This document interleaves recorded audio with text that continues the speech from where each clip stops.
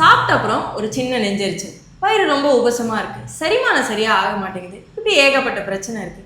இதுக்கெல்லாம் என்ன சொல்யூஷன் அப்படின்னு பார்த்தீங்கன்னா, சோடா. அதானே, ஒரு சோடா உடச்சு குடி, எல்லா பிரச்சனையும் சரியாயிடும், இப்படி நிறைய பேர் சொல்லி நம்ம கேள்விப்பட்டிருக்கோம். ஆனால் ஆக்சுவலி சோடா குடித்தா நம்மளுடைய பிரச்சனை இன்ஸ்டண்ட்டாக ஒரு ரிலீஃப் இருக்கிற மாதிரி இருக்கும். ஆனால் ஒரிஜினல் பிரச்சனையை அது ஜாஸ்தி பண்ணுது. சோடா குடிச்ச அப்புறம் நம்ம எப்படி ஃபீல் பண்ணுறோம், ஆனால் அது நம்ம பாடிக்கு என்ன பண்ணுது, இதை இந்த வீடியோ பதிவில் பார்த்து தெரிஞ்சுக்கலாம் வாங்க. சாப்பிட்டு முடிச்ச அப்புறம் வயிறு ஒரு மாதிரி இருக்குது, உபசமாக இருக்குது, என்னமோ பண்ணுது, இது எல்லாத்துக்கும் ஒரே ஒரு சிப் சோடா குடிச்சா இன்ஸ்டண்ட்டாக ஒரு ரிலீஃப் கிடைக்கும், ஒரு ஏப்பம் வரும், நான் பெட்டராக ஃபீல் பண்ணுவேன். இது எல்லாமே உண்மைதான். ஆனால் சோடா குடித்தா என்ன நடக்குது தெரியுமா? ஸோ இந்த மாதிரி சோடாவை கார்பனேட்டட் ட்ரிங்க்ஸ் அப்படின்னு சொல்லுவாங்க.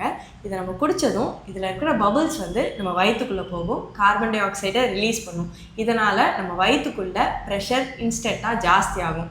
அந்த மாதிரி இருக்கும்போது ஆசிட் கொஞ்சம் டைல்யூட்டும் ஆகும். ஸோ ஆசிட் டைல்யூட் தான் ஆகிடுதே, நம்ம சரியாயிடுதே அப்படின்னு நினைப்போம். ஆனால் ஆசிட் டைல்யூட் ஆனவுடனே பாடியில் இருக்கிற கேஸ்ட்ரின் அப்படின்ற ஒரு ஹார்மோன் என்ன பண்ணுன்னா, இங்கே ஆசிடோடைய அளவு டைல்யூட் ஆகிடுச்சு, நீ இன்னும் கொஞ்சம் ஆசிடை வந்து கொடு அப்படின்னு சொல்லிட்டு ஸ்டொமக்குக்கு இன்ஸ்ட்ரக்ஷன் கொடுக்கும். ஸோ முதல்ல ஒரு ரிலீஃபாக ஃபீல் பண்ணும், கொஞ்சம் நேரம் கழித்து அந்த ஆசிடிட்டியை ஜாஸ்தி பண்ணிடும். இதுக்கு பேர் தான் ரீபவுண்ட் ஆக்ஷன். முதல்ல குறையும், பின்னாடி அதையே ஜாஸ்தி பண்ணும். இது சோடா குடித்தா ஒரு நாளில் நடக்கிற விஷயம். இதே சோடாவை நான் ரெகுலராக எப்போல்லாம் ஹெவியாக சாப்பிட்றேனோ அப்போ எல்லா வாட்டியும் நான் சோடா குடிப்பேன், ரொம்ப ரெகுலராக நான் சோடா எடுத்துப்பேன் அப்படின்னா உங்களுக்கு என்ன நடக்கும் அப்படின்னா, உணவு குழாய் அதாவது ஈசோஃபேகஸில் மேலே ஒரு ஸ்பிங்க்சர் கீழே ஒரு ஸ்பிங்க்சர் இருக்கும்.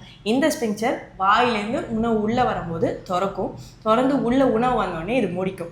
ஸோ உணவு இப்போது மேலே இருக்கிறதுக்கும் கீழே இருக்கிறதுக்கும் நடுவில் இருக்கும். இப்போ இந்த கிட்ட வரும்போது இந்த இடம், இந்த லோயர் ஈசோஃபேஜியல் ஸ்பிங்க்சர் திறக்கும். ஸோ இந்த இடம் தான் ஸ்டொமக்குக்கும் ஈசோஃபேகஸ்க்கும் உள்ள கனெக்ஷன். ஸோ திறக்கும் போது இந்த இடத்துல ஆசிட் செக்ரேஷன்ஸ் இருக்கும். உணவு வரும்போது அதை டைஜஸ்ட் பண்ணுறதுக்கு ஹெல்ப் பண்ணும். இது ரொம்ப நாள் நம்ம சோடா இப்படியே குடிச்சிட்டே இருந்தோம்னா இந்த ப்ரொடெக்டிவ் வேல்வான லோயர் ஈசோஃபேஜியல் ஸ்பிங்க்சர் இது என்ன பண்ணுன்னா லூஸ் ஆகிடும், மசில் வீக் ஆகிடும்.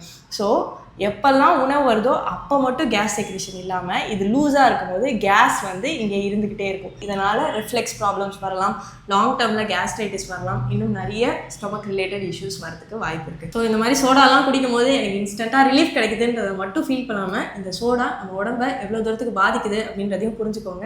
ஸோ நெக்ஸ்ட் டைம் பிரியாணிக்கு சோடா ஆர்டர் பண்ணுறதுக்கு முன்னாடி யோசிங்க. நிறைய சோடா குடிக்கிற உங்கள் ஃப்ரெண்ட்ஸுக்கு இந்த வீடியோவை பகிர்ந்துட்டு சோடா நல்லதில்லை, உடம்பை பார்த்துக்கோங்கன்னு சொல்லுங்கள். ஸோ இதே மாதிரி இன்னும் நிறைய ஹெல்த் டிப்ஸ் தெரிஞ்சுக்கணும் அப்படின்னா வைஷாலி ஹோமியோ கிளினிக் பேஜை ஃபாலோ பண்ண மறந்துடாதீங்க. பாய்.